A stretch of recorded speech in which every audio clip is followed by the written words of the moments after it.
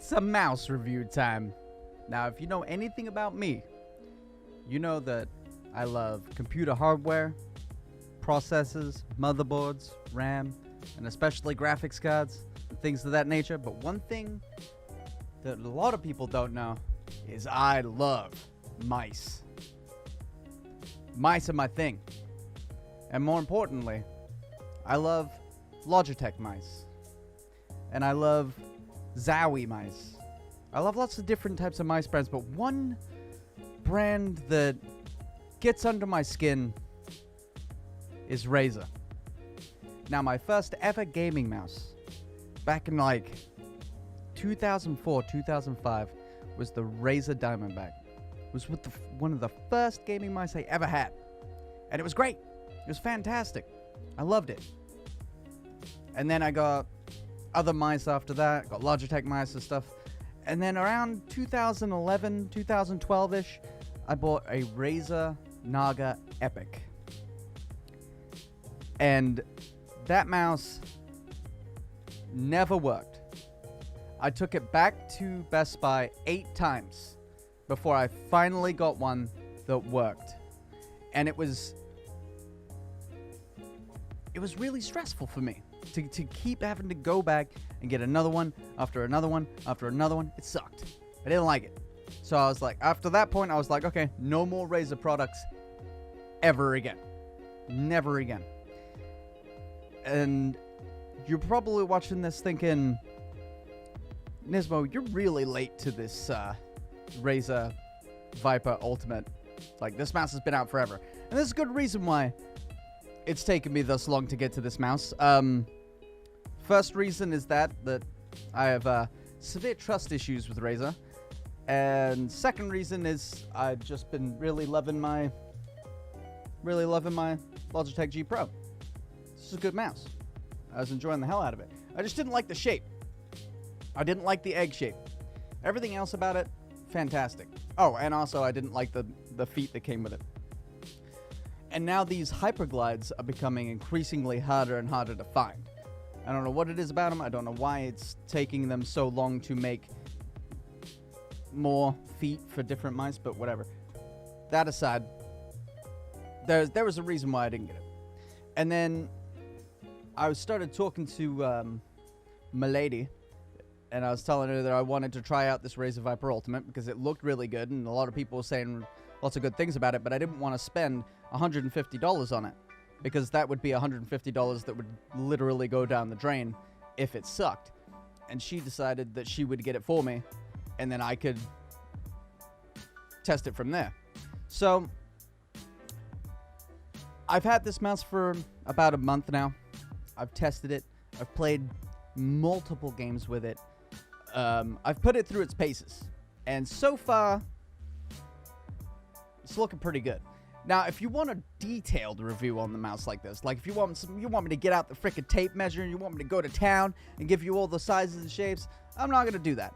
There are loads of channels that do that way better than me. What I'm going to do is give you a proper user review of this mouse from somebody that uses it all the time. Is that alright? If that's not what you want, you can go to Rocket Jump Ninja.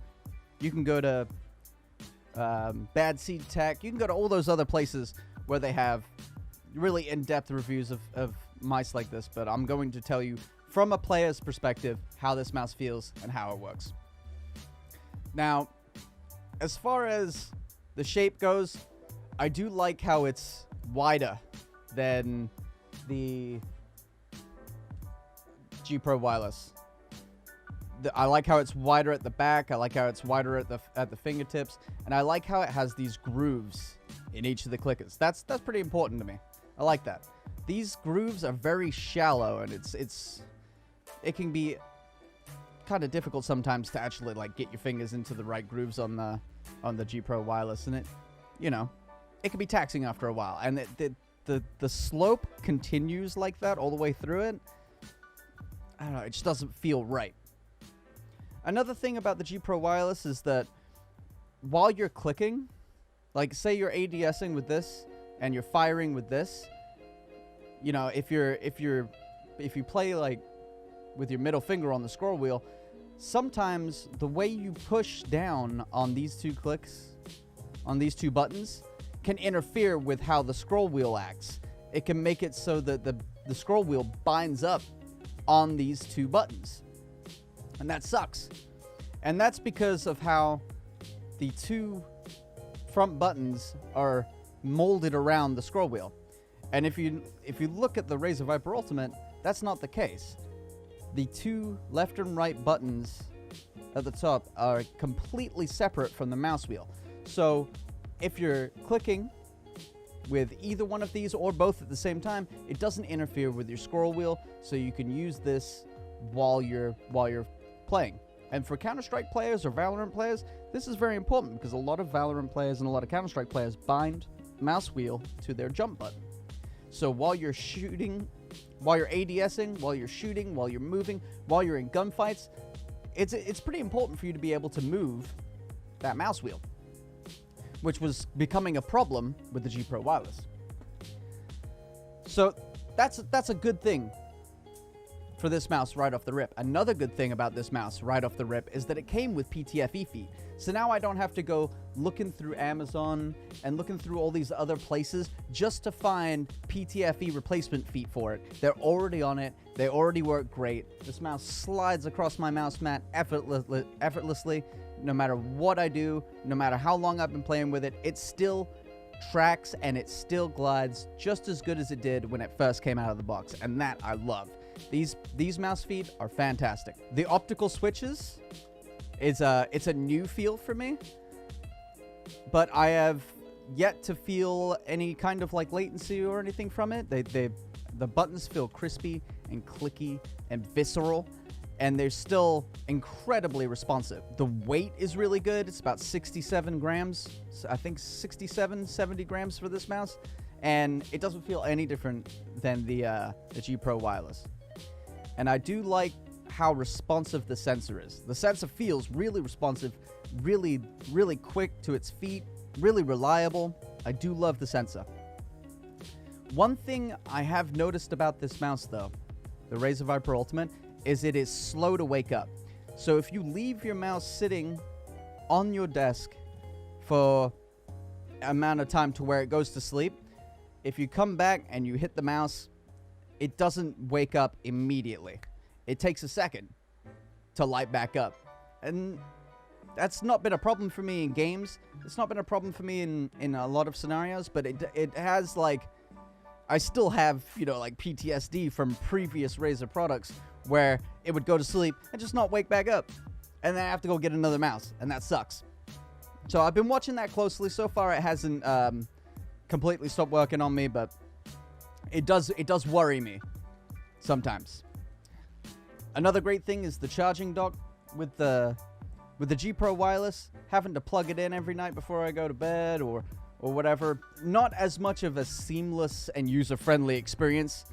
And if I ever found myself into a situation where I forgot to charge it and the mouse died while I was playing and I had to plug it in, the cable that comes with the G Pro Wireless is utter shit. It is garbage. It's not flexible at all. It's really bad. Like, the only way to use a G Pro Wireless is wirelessly. If you connect it up to the cable, you're gonna have a bad time.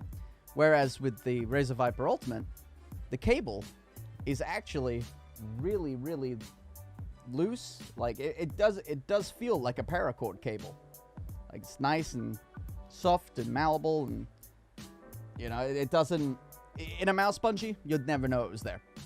But you don't really have to use it. I haven't used it once since I've had the mouse. I've just charged it up. I maybe charge this 2 or 3 times a week. And I play games every single day for hours.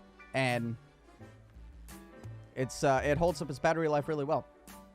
The charging dock is nice because once I'm done playing and I shut my computer down for the night, or I go out and I do something with the lady, I just throw it right on the dock. The dock is magnetized, so it's not like I'm in a movie theater trying to get my cup into the freaking cup holder or nothing like that.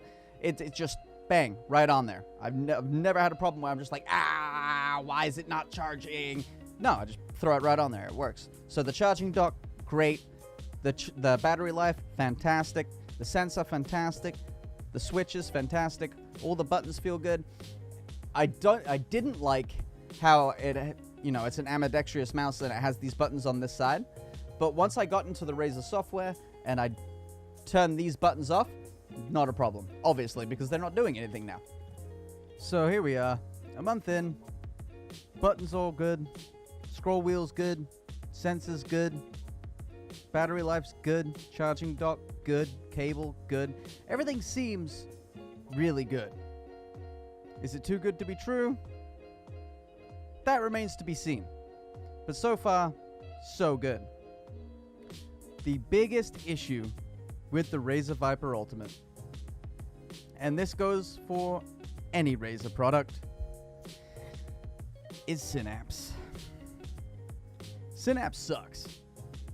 It's bulky, it's not user-friendly, it's annoying to navigate, it looks like crap, it feels like crap, but what I did was I just opened it up, I went through all the things in the settings, I found out how I wanted my mouse, I didn't even bother configuring I didn't even bother configuring the RGB. I just dimmed it so the battery would last longer, and away I went. The thing is Synapse has to be open for the changes to take place and to stay implemented. If you close Razer Synapse, all of your profiles go along with it. So it has to always be open. And I am not a fan of bloatware like that. It doesn't take up a lot of resources, but it's still annoying, and I still know that it's there. I'm not the kind of person that cares too much for RGB. I'm not a person that cares too much for changing around buttons all that much. The only thing I did was I shut off these two buttons on the side. And I dimmed the RGB so that the battery would last longer, and that was it. So I should be able to just kind of set it and close it and forget it like I could with the Logitech software, but I can't with Razer Synapse, and that's a problem. I really wish Razer would just make it so that I can open it up when I need it and close it when I don't need it. The little blue light that you see at the bottom there, that's a DPI indicator light. So the button on the bottom here adjusts the DPI. I can just do a little demonstration for you here. Blip, blip. So every time you hit the button, that light will change color. You can set your DPI to a certain color in the software so that you know that this color is your DPI, you set it, and you forget it. Which is really nice. You can also change the behaviors of this button in the software, so you can disable this button completely so you don't accidentally hit it and change your DPI, but it's not in a position where you would accidentally hit it. I've never accidentally hit it. I've never heard of anyone accidentally hitting it and changing their DPI, but if it's something that you think is going to be a problem, you can just shut that button off and change your DPI through the software. Apart from that, this thing's pretty great so far. It's a great shape. It's a great weight. It's a great feel. I like the optical switches. I like the really subtle RGB on the back. You don't even have to have it. You can turn the RGB right off, and you know, it's not like I'm having a party over here every time I'm playing games. You know what I'm saying? It's not like I have people over here that are looking at my mouse and like, oh man, does that thing light up? Oh my god, that's so cool. No, it's only there for me. And if I don't care about it, I can just shut it off. It's that simple. Battery lasts longer that way anyway. I'd say it's okay to have it on like really dim, just so you know that the mouse is working. Because if the RGB's off, how are you going to know that the mouse is on? It's not like the old like laser style mice where you can see the sensors lighting up if you pick it up. So it's nice to have it on at least dimly so that you know that the mouse is working. But yeah, apart from Razer Synapse being butt this mouse is actually quite amazing so far. I do like it. Maybe I'll make another video sometime in the future discussing about if it has any problems, or we'll just revisit it and see how I like it in 3 or 4 months from now. Who knows? Only time will tell. But, yeah, as far as this goes, it's going to be the end of my review. Like, comment, subscribe, and I'll catch you on the next video. Hey, it's me. It's been a while. This is where I'm sending you a look. Can you do a close-up for me? I'm dead! Thanks, Hanzo! Dang it!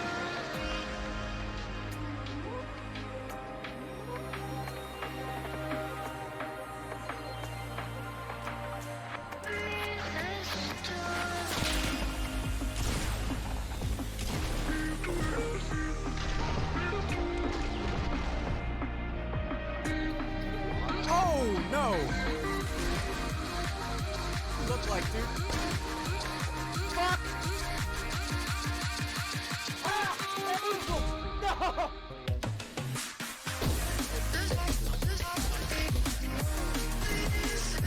Johnny?